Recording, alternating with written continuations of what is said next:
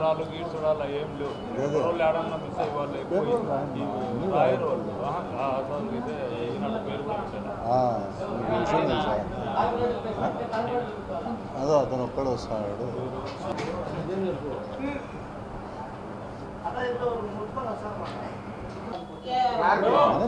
చేసుకునే చేయమని అంటే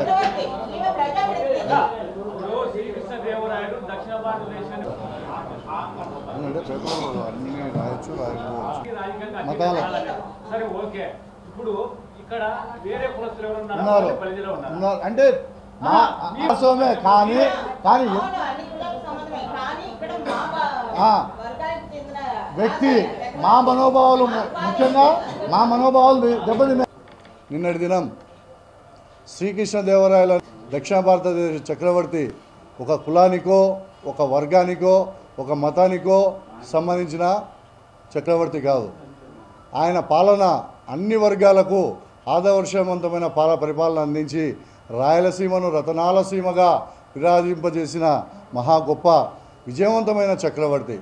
అటువంటి చక్రవర్తి కార్యక్రమం నిన్న కడప నగరంలో శ్రీకృష్ణదేవరాయ సర్కిల్లో అట్టహాసంగా అన్ని వర్గాల వారు, అన్ని కులాల వారు, అన్ని పార్టీల వారు కలిసి జయంతి కార్యక్రమాన్ని చేస్తూ ఉంటే మన కడప నగరం నుంచి కడప నియోజకవర్గం నుంచి ఎన్నికైన గౌరవ ఎమ్మెల్యే మాధవిరెడ్డి గారు మాత్రం ఆమెకు తెలియకపోవడం, ఆమె రాకపోవడం, ఆయనకు పూలదండను సమర్పించకపోవడం శోచనీయం. ఎందుకు ఈ విషయం నేను చెప్తున్నానంటే గత సంవత్సరం ఇదే శ్రీకృష్ణదేవరాయలు జయంతి జరిగినప్పుడు ఆమె వచ్చి అట్టహాసంగా పూలధారణ చేసి ఆయనకు ఆ రోజు నివాళులు అర్పించింది.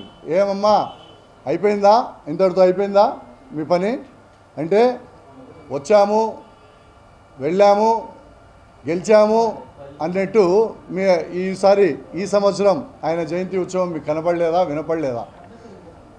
మేము సూటిగా అడుగుతున్నాం. అంటే మా బలిజ ప్రతినిధులని, మా బలిజ చక్రవర్తిని నువ్వేమన్నా నిర్లక్ష్యానికి గురి చేసావా?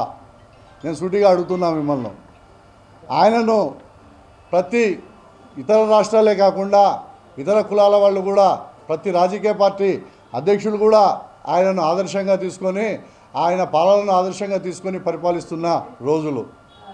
మీరు మాత్రం బలిజల ఓట్లు కావాలి, బలిజలతో మీరు ఎన్నెన్ని మీరు చెప్పారో గత ఎలక్షన్స్లో మా కుల నాయకులకైతేనేమి, మా కుల పెద్దలతో మీరు చర్చించిన సమావేశాలు అయితేనేమి, ఇప్పుడు మీరు కడప నగరంలో ఉండి మీరు కనీసం ఒక 10 నిమిషాలు వచ్చి ఆయనను స్మరించుకోవాల్సిన అవసరం ఉందా లేదా?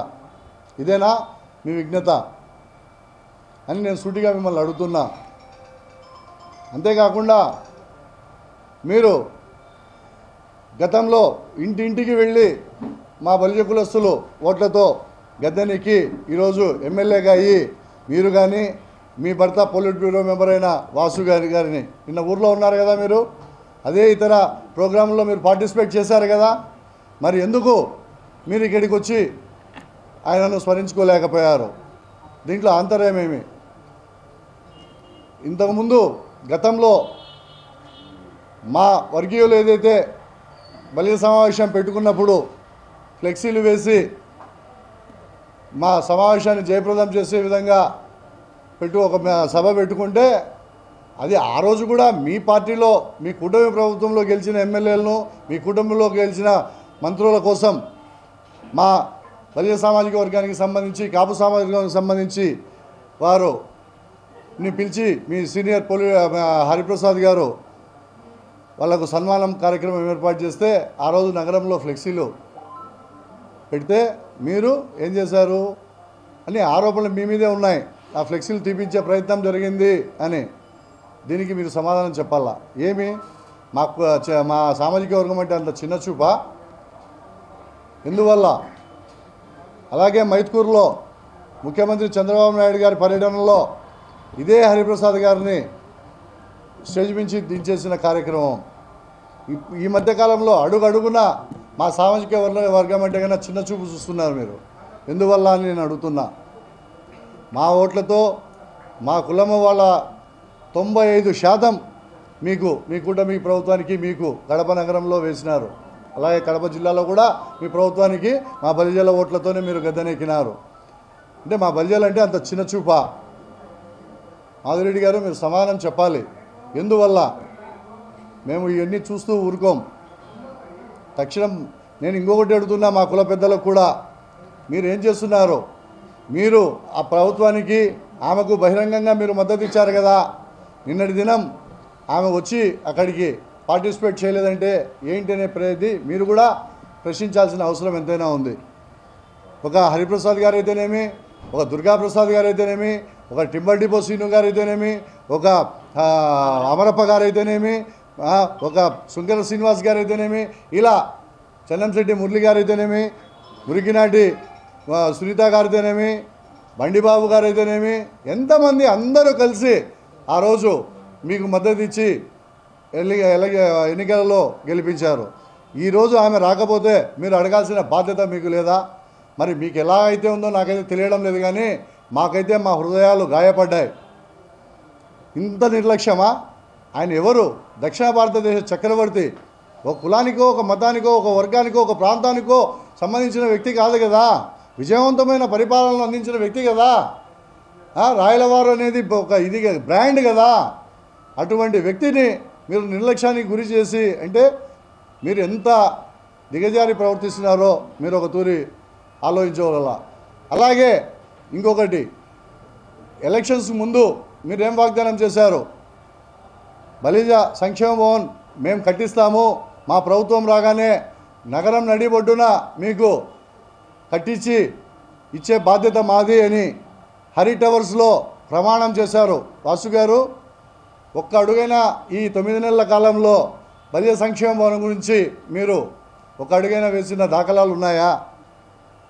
కాబట్టి త్వరలో దీనిపైన కార్యాచరణ మా వాళ్ళందరితో కలిసి ఒక సమావేశం ఏర్పాటు చేసి ఒక కార్యాచరణను రూపొందించాలనుకుంటున్నాం. మా సామాజిక వర్గ బలిజ నాయకులకు, బలిజ కులస్తులకు కూడా నేను ఒకటే విజ్ఞప్తి చేస్తున్నా.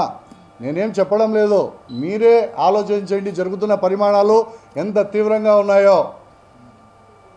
జిల్లాలో 2 విడతలు నామినేటెడ్ పదవుల్లో పొందడం జరిగితే ఏ ఒక్క బలిజ నాయకుడికైనా, ఉమ్మడి కడప జిల్లాలో అడుగుతున్నాను, ఏ ఒక్క బలిజ నాయకుడికైనా ఇచ్చిన దాఖలాలు ఉన్నాయా నేను అడుగుతున్నా. రాబో కాలంలో పరిస్థితులు ఇదే విధంగా ఉంటే తీవ్రంగా మేము పోరాటం చేసేదానికి మా సామాజిక వర్గం తరఫున సిద్ధంగా ఉన్నాం. Thank you. గతంలో కూడా పోయిన సంవత్సరం కూడా శ్రీకృష్ణదేవరాయలు ఇదే జయంతికి ఎమ్మెల్యే గారు వచ్చారు, ఆయన భర్త కూడా వచ్చారు. ఇంకా మీరు కావాలంటే పేపర్లలో కూడా చూసుకోండి, మన దానిలోనే వచ్చింటాయి కొన్ని. ఈ సంవత్సరం వాళ్ళు ఎందుకు రావడం లేదు అంటే అంజద్ బాషా గారు, మేయర్ గారు, ఎంపీ గారు నిర్మించారనే అదేమన్నా విగ్రహాన్ని. ఎందుకంటే ఆ రోజు ప్రత్యేకమైన చొరవ తీసుకొని మన డిప్యూటీ సీఎం అంజద్ బాషా గారు ఆ రోజు పాత విగ్రహమే పెడతామంటే ఒప్పుకోకుండా ఆయన కొత్త విగ్రహమే కావాలని ఒక డిమాండ్ చేయించి మమ్మల్ని అందరినీ అక్కడికి పంపించి ఆ పాత విగ్రహాన్ని తీపిచ్చి మళ్ళీ కొత్త విగ్రహం ఏర్పాటు చేయడం జరిగింది. అనంటే ఒక పార్టీ వాళ్ళు చేస్తే ఒక పార్టీ వాళ్ళు రారా? మిగతా వాళ్ళు వచ్చినారు కదా, మిగతా టీడీపీ నాయకులంతా వచ్చినారు, జనసేన వాళ్ళు వచ్చినారు, బీజేపీ వాళ్ళు వచ్చినారు. కానీ ఎమ్మెల్యే గారు రాకపోవడం అనేది చాలా దారుణం. ఎందుకంటే కన్నా ఇలాంటి కుల మతాలుగా ఇలాంటివి చిచ్చు జరుగుతాయి. ఎందుకంటే మీ టీడీపీలో ఉండేది ఎక్కువ మా బలిజ కులస్తులే, వాళ్ళు కూడా మిమ్మల్ని పిలవడం లేదంటే కన్నా ఇది చాలా దారుణం. వాళ్ళకి పిలిచిందో లేదో, వాళ్ళు పిలిచినారో లేదో, లేకుంటే మీరు రాకూడదు అనుకున్నారో మాకైతే తెలియదు. కానీ ఇది మటుకు చాలా బాధాకరమైన విషయం. ఎందుకంటే ఒకవేళ ఎమ్మెల్యే గారు బయట ఊర్లలో ఉన్నా కూడా రాలేదని అంటే కన్నా అది మామూలే, ఉన్న ఊర్లో లేరు కాబట్టి అవైలబుల్లో. కానీ వాళ్ళు కడప నగరంలోనే ప్రోగ్రామ్స్ అంతా ఉండి అన్ని ప్రోగ్రాంలని చూసుకుంటూ ఈ శ్రీకృష్ణదేవరాయల ప్రోగ్రాంకి రాలేదని అంటే దీంట్లో మర్మం ఏముంది అనేది మాకు అర్థం కావడం లేదు. ఎందుకంటే కన్నా టీడీపీ ప్రభుత్వం వస్తే ఖచ్చితంగా మనకు బలిజ భవన్ వస్తుంది, వచ్చిన 6 నెలల్లోనే మేము భవనం కడతామన్నారు. కానీ ఇంతవరకు కనీసం ఆ ఓల్డ్ డ్రీమ్స్లో కూడా పోలేదు ఇంతవరకు. ఆ పార్టీ ఎమ్మెల్యే గారు అయితేనేమి, దానికి సహకరించిన మా బలిజ కులస్తులు అయితేనేమి, ఎవరు కూడా ఇంతవరకు దాని గురించి ఒక్క మాట ఎత్తడం లేదు. కనీసం డెవలప్మెంట్కు కనీసం జాగాలు చూసుకుందామా లేదా అనేది కూడా లేదు. అదే టీడీపీ ఆఫీస్కు వెంటనే శాంక్షన్లు అన్నీ జరిగిపోతున్నాయి. దానికి 6 నెలల్లో కడతానంటున్నాడు టీడీపీ జిల్లా అధ్యక్షుడు. 6 నెలల్లో బిల్డింగ్ కట్టేస్తాము మేము పార్టీ ఆఫీస్ అని. సంతోషం, మీ పార్టీ తరఫున మీరు కట్టుకోండి. కానీ మాకెందుకు ప్రమాణం చేశారు? మీకు పార్టీ వచ్చిన 6 నెలల్లోనే కడతామన్నారు. ఎక్కడ పోయారో మా టీడీపీ నాయకులంతా. ఒక ఆయన నాది ఇంత మూరడు అంటాడు, ఇంకొక ఆయన నాది 4 మూరలు అంటాడు. వీళ్ళంతా ఎక్కడికి పోయినారు? ఈరోజు ప్రశ్నించండి మీ ప్రభుత్వాన్ని. అదే మేము డిప్యూటీ సీఎం గారిని మేము ఇక్కడనే ప్రశ్నించాము ఆయన్ను. మాకు శ్రీకృష్ణదేవరాయల వర్ధంతి కానీ, జయంతి కానీ, ఆయన పట్టాభిషేకం కానీ మాకు కార్పొరేషన్ నుంచి కానీ కలెక్టర్ ఆఫీస్ నుంచి కావాలని ఆ రోజు మేము కోరడం జరిగింది ఆయన్ను. అలాగే శ్రీకృష్ణదేవరాయల సర్కిల్ అని చెప్పి కూడా దాన్ని కూడా మీరు ఆమోదించాలని చెప్పాము. ఆ రోజే మా కార్పొరేటర్లు అందరు కౌన్సిలింగ్లు పెట్టించి దాన్ని శ్రీకృష్ణదేవరాయ సర్కిల్గా ఈరోజు దానికి ఉంది. కృష్ణా సర్కిల్ కాదు ఇప్పుడు, అది శ్రీకృష్ణదేవరాయ సర్కిల్. అంటే మా ప్రభుత్వంలో జరిగింది అది. వెంటనే ఆ రోజు కూడా మేము విగ్రహం పెట్టేటప్పుడు మేము ఒక్క రూపాయి కూడా, మా కుల సంఘాలు కానీ అందరూ వచ్చారు, కానీ ఒక్క రూపాయి కూడా మేము ఎవరం పెట్టలేము. మొత్తం కార్పొరేషన్ ఆఫీస్ నుంచే మేయర్ గారు, డిప్యూటీ సీఎం గారు ఇద్దరు కూర్చొని మొత్తం ఆడ భోజనాలతో సహా ఏర్పాటు చేయడం జరిగింది. నిన్న మేము మన కమిషనర్ గారికి ఇచ్చాం, ఆయన అన్ని దానిలకు ఒప్పుకున్నాడు. మళ్ళీ మేము అధికారికి ఫోన్ చేస్తే లేదు, మేము ఓన్లీ ఒక ల్యాడర్ పంపిస్తాం, నిచ్చెన మాత్రమే పంపిస్తాం, మేము ఎలాంటి డెకరేషన్లు చేయము అని అన్నారు. మేము మేయర్ గారికి ఇచ్చాం, మన కమిషనర్ గారికి ఇచ్చాం. కానీ మేయర్ గారు మా ముందరనే ఆయన ఇన్సలేసి దీని డెకరేషన్ అయ్యేదంతా వాళ్ళ అధికారికి కూడా పంపించాడు మా ముందరనే. కానీ మొన్న రాత్రి వరకు కూడా మేము చేయము అని అనడం జరిగింది అక్కడ ఉండే ఆఫీసర్స్.